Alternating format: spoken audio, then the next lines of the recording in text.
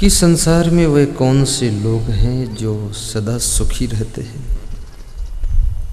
और वह कौन सा उपाय है जिससे मनुष्य सुख पाता है। आज मैं आपको 3 बातें बताने की कोशिश करूंगा कि मनुष्य सुखी कैसे होता है। इसमें कुछ अपना चिंतन भी बताऊंगा, कुछ कबीर साहब का, कुछ अन्य साहब का, सबका मिक्स करूंगा। मनुष्य को सुखी होने की इसलिए आवश्यकता है कि मनुष्य दुखी है। दवाई की इसलिए आवश्यकता है कि बीमारी है।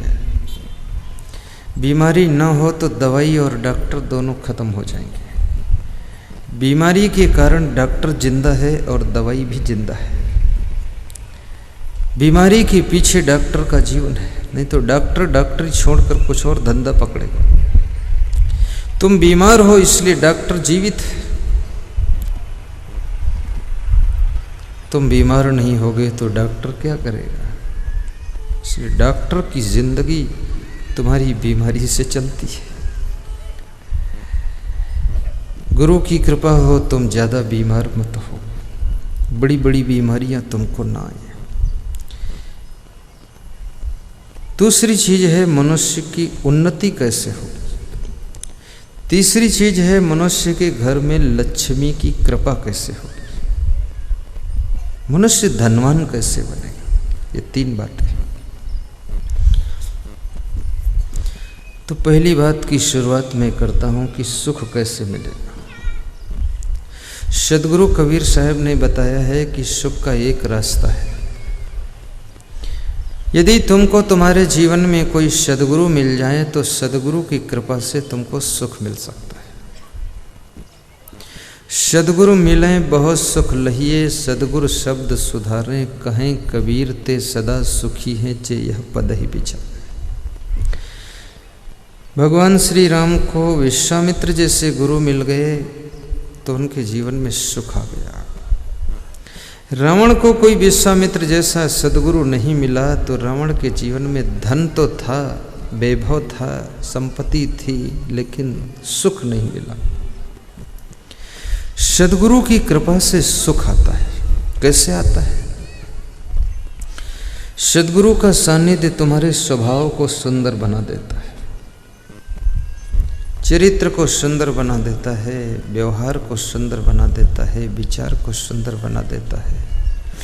तुम्हारे मन के भीतर जो जोश खरोश है उसको भी ठंडा कर देता है। जो ज्वालामुखी जल रहा है उसको भी शांत करता है सदगुरु का ज्ञान।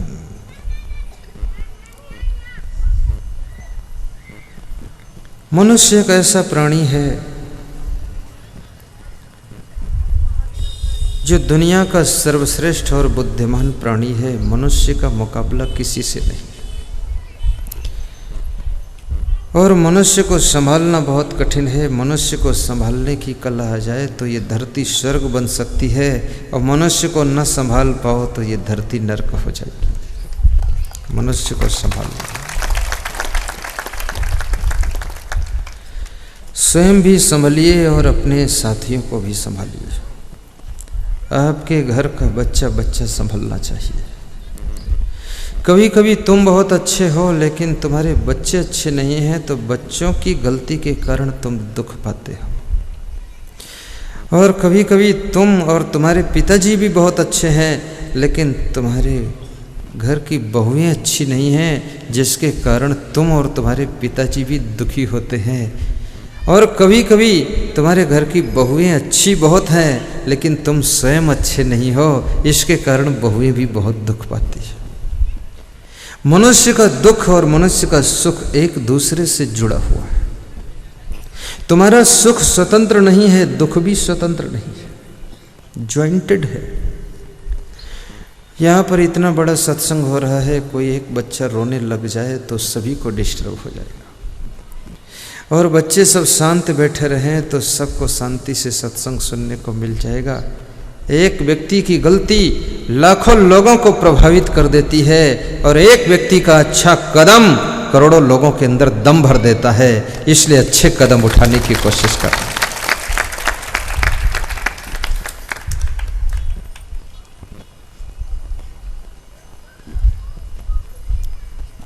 सद्गुरु के सानिध्य से त्याग करने की भी क्षमता आती है। आप विचार कीजिए, कौरव और पांडव वो भी कजिन्स ब्रदर हैं, चचेरे भाई हैं। दोनों के बीच में भगवान कृष्ण खड़े हुए हैं। भगवान कृष्ण के उपस्थित रहते हुए भी वहां पर युद्ध हो जाता है, भाई भाई लड़ जाते हैं। कृष्ण भगवान उनको शुद्ध नहीं कर पाते हैं, युद्ध कर देते हैं। लेकिन राम और भरत के बीच में कोई नहीं खड़ा है। राम खुद भगवान है और भरत उनका भाई है। उनके बीच में विश्वामित्र और वशिष्ठ का ज्ञान खड़ा है, जिसके कारण दोनों का हृदय शुद्ध हो जाता है। दोनों के बीच में युद्ध नहीं होता। जब अनिल अंबानी और मुकेश अंबानी के बीच में तकरार हुई, धीरू भाई अंबानी के मरने के बाद, बाप मर जाता है तो भाई भाई में तकरार हो जाती है। सासू मर जाती है तो देवरानी जेठानी में भी तकरार हो जाती है। किसी पार्टी का बड़ा नेता मर जाए तो पार्टी के अंदर तकरार बढ़ जाती है। किसी आश्रम का महंत मर जाए, गुरु मर जाए, देहांत हो जाए तो चेलो चेलो में तकरार हो जाती है। बहुत मुश्किल है। बुद्धिमान गुरु है तो मरने के पहले ही अपनी सीट पर किसी को चुन देता है, और थोड़ा ज़्यादा चतुर है तो फिर कहता है कि मैं कोई मरने वाला हूँ, अमर अविनाशी हूँ, सारी दुनिया को मार दूंगा, मैं नहीं मरूंगा। अचानक मर जाता है। चेले लोग सेटल नहीं कर पाते हैं, आपस में लड़ाई हो जाती है कि मैं महंत बनूं, मैं महंत बनूं, I am mahant, you are mahant. तो ऐसे बहुत सारे झंझट हो जाते हैं। लेकिन विश्वामित्र जैसा सद्गुरु राम और भरत के बीच में खड़ा है, राम को त्याग सिखा देता है और भरत को भी प्रेम सिखा देता है। जिसके प्रति तुम्हारा प्रेम हो जाए उसके लिए तुम बहुत कुछ गम खा सकते हो, और जिसके प्रति तुम्हारा स्नेह हो जाए उसके लिए तुम सब कुछ त्याग कर सकते हो। राम ने भरत के लिए राजगद्दी त्याग कर दिया, राजपाट त्याग कर दिया, वनवास चले गए।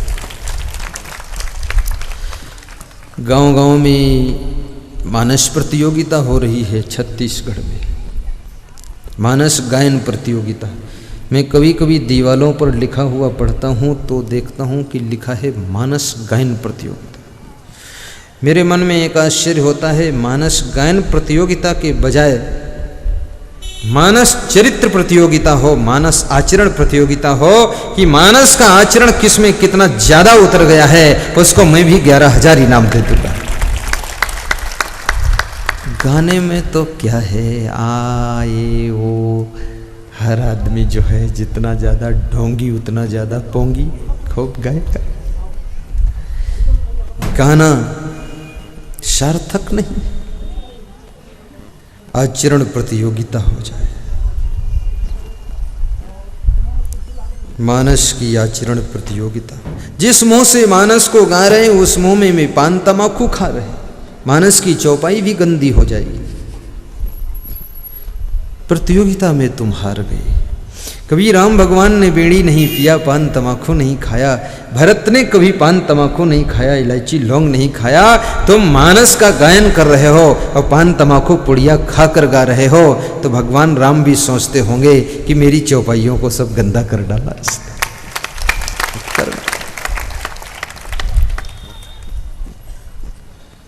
कबीर के दोहे गा रहे और अंडा खा रहे।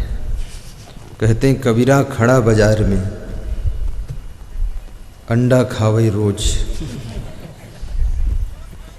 मुर्गी ढूंढे ना मिले, कहीं से लावे खोज। कबीरा खड़ा। कितने लोग ऐसे कबीरपंथी बनाम कबरपंथी, कबर में मुर्गी गड़ी हो उसको निकाल लाएंगे। एक जगह लोग गा रहे थे कि आंगन में तुलसी का कुंडा, लोगों के आंगन में तुलसी का कुंडा, गुजरात की बात बता रहा हूं। आंगन में तुलसी का कुंडा देखा बैठ करके, बहुत अच्छा लगा, भक्त का घर है, तुलसी का कुंडा है। तो पीना, प्यास लगी थी इतनी कि पानी पीना था ठंडा। आंगन में लगा हुआ था तुलसी का कुंडा और गुजराती आदमी था, उसको लगी थी प्यास तो पानी पीना था ठंडा। तो उसने अचानक खोल दिया जा करके फ्रिज, तो उसमें निकल पड़ा थैली भर अंडा। क्या है? थैली भर अंडा निकला। अभी एक दिन पेपर में आया था कि सेव फल में सबसे ज्यादा कैलोरी एनर्जी है सेव फल। अंडा भी उसके सामने फेल है। एक सेव फल में इतनी ऊर्जा है, इतनी कैलोरी एनर्जी है कि एक सेव फल पर 6 अंडे चढ़ जाएंगे, 4 अंडे चढ़ जाएंगे। काहे को अंडा खाना है? फिर एक सेव खा लो बस। और फिर कहते हो कण कण में राम है, जर्रे जर्रे में खुदा है। तो क्या अंडा में कोई और बैठा है? उसमें भी तो राम है, खुदा है। वो कोई राम खुदा से जुदा है? जब कण कण में राम है तो अंडा तो बहुत बड़ा कण है, उसमें तो बड़ा राम बैठा है। फिर अंडा उबालोगे तो राम उबल जाएगा, तड़फेगा। अंडे को खाओगे तो राम को चबा जाओगे। इसलिए थोड़ा राम पर भी दया कर दो भाई साहेब।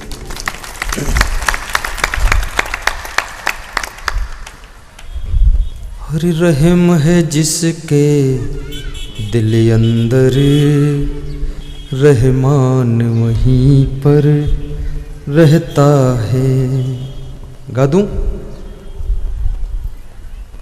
सब गा दूंगा, कोई चिंता नहीं है, क्योंकि इतनी सेवा आपने किया है, हमें भी सेव खिलाया है। अरे सेव, मैं कभी भी सेव का रस नहीं पिया था, मुझे पता भी नहीं था सेव का रस आता है। यहाँ पता नहीं ये भक्त लोग कहाँ से मुड़पार वाले ढूंढ के सेव के रस का डब्बा ले आए। तो मैं एक दिन पी लिया था, फर्स्ट दिन। तो उस दिन मैं पानी ही नहीं पिया 4 घंटे तक, प्यास को खत्म कर दिया। लेकिन दूसरे दिन मैं डर गया कि बार बार पीऊँ तो गड़बड़ न हो जाए कुछ, तो फिर पिया नहीं। आज फिर पीने की इच्छा थी तो पीने का टाइम मिला ही नहीं। लेकिन इतनी अच्छी सेवा मेरी हुई है कि मैं याद दिल खोलकर गाऊंगा भी और सुनाऊंगा भी। नंबर 1, दयालु बनो। छोटे छोटे कमजोर प्राणियों के ऊपर भी दया करो। अहिंसा धर्म का पालन करो।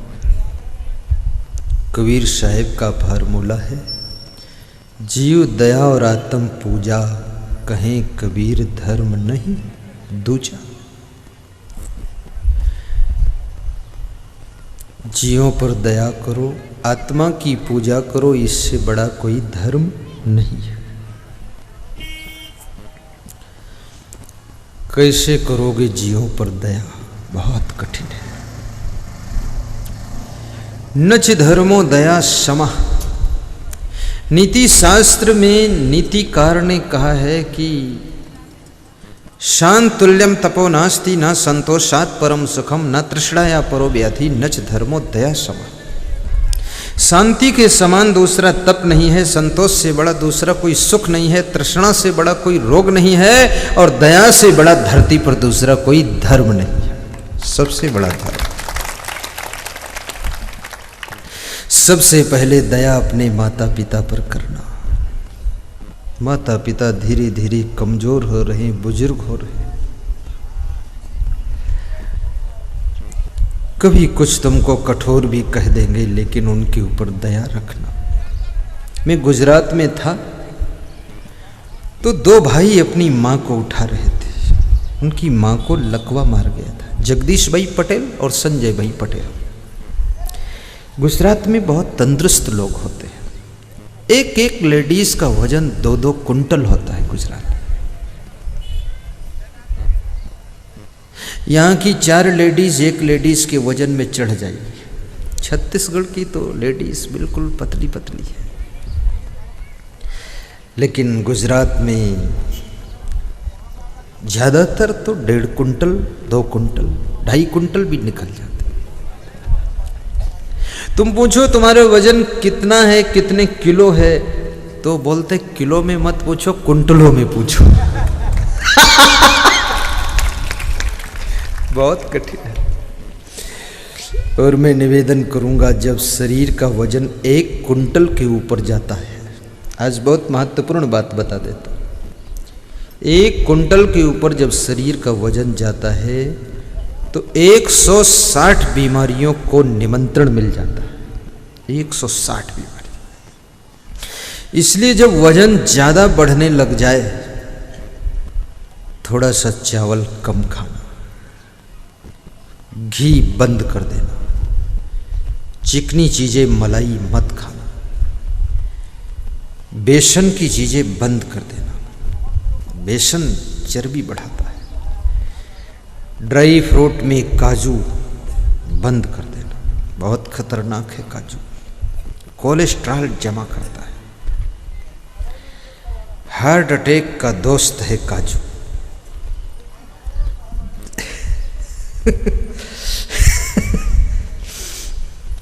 और पानी ज्यादा पीना, आधा पेट भोजन खाना, 1 मूली सुबह रोज खा लेना। मूली तुम्हारे शरीर का जब पेट बढ़ता है उसको भी कम कर देती है। मूली दोस्त है, सुबह मूली खाओ तो दोस्त है, और शाम को खाओ तो मूली दुश्मन है। मूली में ये 2 बातें। पपीता खाओ, पेट का दोस्त है पपीता, लेकिन पपीता खा करके दूध पी लो तो ये पपीता दुश्मन हो जाएगा पेट का। कौन सी चीज कब कहाँ क्या खानी है, ये भी एक शास्त्र है। ऐसा नहीं, कभी कभी हम भक्तों के यहाँ जाते, भक्त कहते दूध गुरुजी लाओ, मैंने कहा बिल्कुल मत लाना। बोले क्यों? हमने कहा क्योंकि दूध जो है रिएक्शन कर जाएगा। बोले कैसे? हमने कहा दोपहर है, गर्मी है, पानी मांग रहा शरीर, और दूध दे दूंगा, दूध के ऊपर पानी पीऊंगा तो दोनों फट जाएंगे और फिर डिस्टर्ब हो जाएगा, इसलिए पानी लाओ, दूध नहीं। शाम को दूध। तो उस मां को उठा रहे थे 2 भाई, वो दोनों भाइयों का वजन भी 1.25 कुंटल था, वो भी कम नहीं थे, और उनकी मां भी कम नहीं, वो 1.5 कुंटल उठा रहे थे। उसको थोड़ा पैरालिसिस था, तो मां का दिमाग थोड़ा गर्म था। गर्म, कुछ लोग गर्म स्वभाव के होते, थोड़ा उठाने में बैलेंस कुछ ऐसा वैसा हो जाए तो संभाल न सके, तो जिधर को झुक जाए तो मां मुक्का मारती थी अपने लड़कों के। मेरे सामने की घटना, मैं वहीं बैठा था, अभी 2 साल पहले की बात। तो मैं मुस्करा दिया। तो उसके बड़े लड़के जगदीश भाई ने कहा कि गुरुदेव, इस मां के हजारों मुक्का खा चुका हूं और इसके ऊपर मैं दया रखता हूं, क्योंकि इसका स्वभाव गुस्सा वाला है, जरा सा इसको कुछ अच्छा नहीं लगता मुक्का मार देती। और मेरी उम्र भी 40 साल है, मैं अफसर हूं, ये मेरे भाई की उम्र भी 38 साल है, ये भी फैक्ट्री का मालिक है, हम दोनों भाई इसके मुक्का खाते हैं। लेकिन मेरी मां है, अगर मैं इसको गुस्सा होकर छोड़ दूं तो इसको कौन सेवा करेगा? इसलिए याद रखना, जो गाय दूध देती है उसकी लोग लात भी खा लेते हैं और गाय की सेवा कर देते हैं। अगर तुम्हारी माँ, तुम्हारे पिताजी नाराज हो जाएं कभी, तो भी उनकी नाराजी को सह लेना और उनकी सेवा कर देना, क्योंकि उन्होंने तो तुमको जन्म दिया है, इसलिए उनकी सेवा कभी छोड़ना नहीं। कभी कभी स्वभाव की बात होती है, स्वभाव बदलता नहीं जल्दी, और जो स्वभाव अपना बदल ले वो इंसान नहीं, वो तो महान होता, भगवान होता है। स्वभाव का बदलना बहुत कठिन है।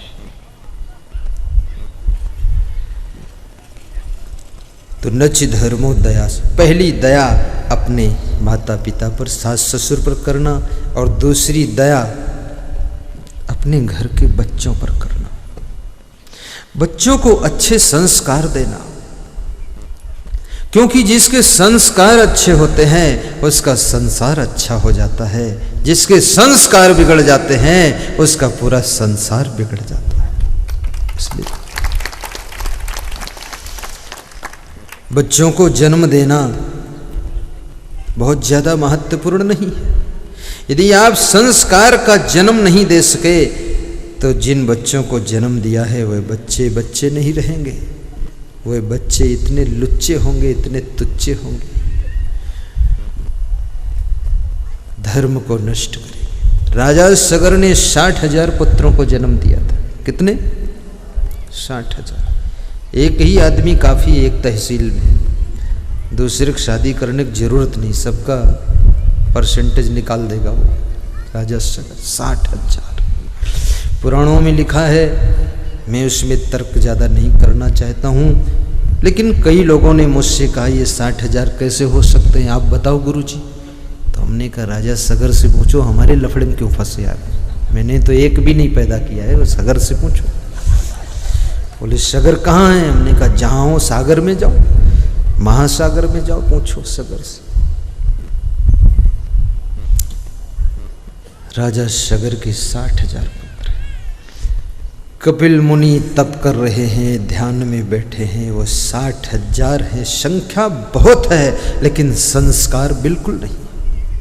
घूमते घूमते आते हैं राजा सगर के 60,000 पुत्र। संख्या ज्यादा है तो उत्पात भी ज्यादा होता है अगर संस्कार ठीक ना हो। आकर के मरा हुआ सांप उठा करके कपिल मुनि के गले में पहना दिया। एक संत के गले में मरे हुए सांप की माला डाल दिया। और सांप की लाश बहुत ठंडी होती है, ठंडा ठंडा सांप। कपिल मुनि के गले में जब सांप पहनाया, वो ध्यान में बैठे थे अकेले जंगल में एकांत में, सांप डाला गले में, उनको ठंडा ठंडा लगा तो आंख खुल गई। अरे क्या है? देखा तो सांप, मरा हुआ सांप, खून बह रहा है सांप के, उसको कुचल के मारा है। दुष्ट लोग थे।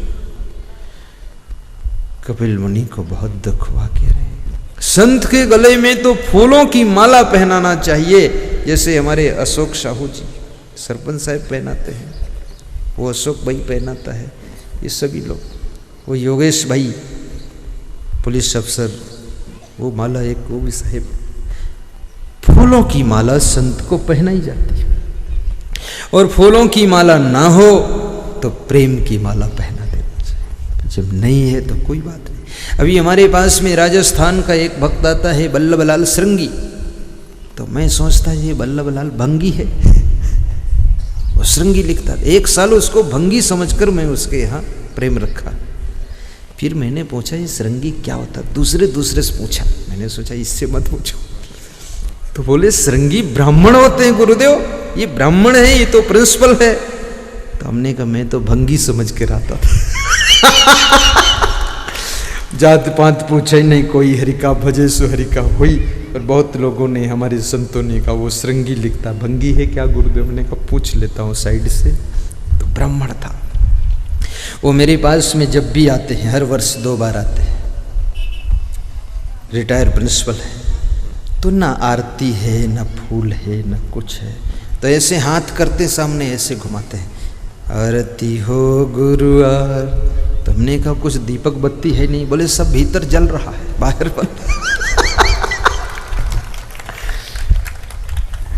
हाथ से ही घुमाते हैं जब जब आते हैं, बहुत श्रद्धा है। हमारे प्रचारक भक्त राजस्थान में डिस्ट्रिक्ट कोटा में मोड़क शहर, तो ये श्रद्धा की बात होती है। अगर फूल की माला ना हो तो प्रेम की माला, बस ठीक, क्या करोगे। लेकिन सांप की माला संत के गले में डालना खतरनाक है। मरा हुआ सांप, अब उसमें तो ऐसा नहीं कि सांप काट ले और जहर चढ़ जाए, विष, लेकिन विषैले सांप को मार करके संत के गले में माला पहना दिया। तो कपिल मुनि को बहुत दुख लगा और आंख खोला, 60,000 सामने खड़े थे। कपिल मुनि के श्राप से सब भस्म हो गए, नष्ट हो गए, मिट गए, बर्बाद हो गए। कपिल मुनि के श्राप ने मारे सगर के पूत, सनकादिक ने क्रोध करी राक्षस की हरिदूत। कपिल मुनि के श्राप से 60। तो मैं आपसे कहूंगा एक भी पुत्र हो, लेकिन ये भी कहूंगा एक नहीं 2 होना चाहिए। कहीं एक कुछ डिस्टर्ब हो जाए तो पूरा काम खत्म हो जाएगा। 2 होना चाहिए। और 2 में एक को गृहस्थ बनाओ, दूसरे को संत बनाओ। संत भी बनाइए, महिलाओं से निवेदन है। इन्हीं से मुझे मांगना पड़ता है कि बच्चा दे दो, क्योंकि इनके पास में पावर है। और इनके भी जब बच्चे नहीं होते हैं तो ये हमसे मांगते हैं कि गुरुदेव आप आशीर्वाद दे दो, बच्चा हो जाए। और जब बच्चा हो जाता हम मांगते हैं कि तुम दया कर दो, बच्चा दे दो, साधु बन जाए। तो कहती साहब दे नहीं पाएंगे। अरे दिया तो मैंने ही, वापस नहीं कर रहे। तो एक एक बच्चा संत भी बनाओ। संत बिटप सरिता गिरिधरणी, परहित हेतु इन्हीं की करनी। संस्कार, राम को संस्कार किसका मिला था याद करो। बचपन से वशिष्ठ जी का संस्कार मिला, फिर विश्वामित्र का संस्कार मिला। 14 साल वनवास में हजारों ऋषि मुनि साधु संतों के द्वारा संस्कार मिले। जिसको हजारों संतों से संस्कार मिल गए, याद रखना भाइयों बहनों, वह राम इंसान से भगवान बन गए। संस्कार मिल जाएगा तो महान बन जाओ। मैं बच्चों से कहूंगा, इसमें इतने कितने बच्चे हैं जिनकी उम्र 8 साल से लेकर के 25 साल की उम्र के जितने लोग यहाँ बैठे हैं, लड़के लड़की, हाथ ऊंचा करो। 8 साल से 25 साल वाले ऊंचा करो। कुछ नहीं कहूंगा, डरो मत। बस आज निवेदन है आपसे, बच्चों तुम इस भारत के भविष्य हो, अपने घर के स्वर्णिम भाग्य हो। तुम्हारे माता पिता की तुमसे बहुत बड़ी आशा है, तमन्ना है कि जो हम नहीं प्राप्त कर सके वो मेरी संतान प्राप्त करेगी। इसलिए अपने माता पिता को घर के कार्यों में सहयोग भी देना, ये संस्कार बनाइए। स्वयं सोच करके अपने माता पिता को मदद कीजिए और विनम्रता से उनके चरण भी छुइए। साथ में अपने माता पिता के पास में बैठ करके 10 मिनट प्रेम चर्चा भी कीजिए। प्रेम चर्चा से सुख मिलता है। आपसे भी मैं निवेदन करूंगा, कभी कभी बैठ करके प्रेम चर्चा करना। पति पत्नी, माता पिता, भाई बहन, पिता पुत्र मिल करके प्रेम चर्चा करो। प्रेम की बातें करो, टेंशन की बातें मत करो। प्रेम चर्चा से सुख की अनुभूति होती है। तो कबीर साहब कहते हैं, जिसको सद्गुरु मिल जाते हैं उसके संस्कार अच्छे हो जाते हैं, और जिसके संस्कार अच्छे हो जाते हैं उसका संपूर्ण संसार अच्छा हो जाता है और उसी का बेड़ा पार हो जाता है। सद्गुरु को ढूंढो।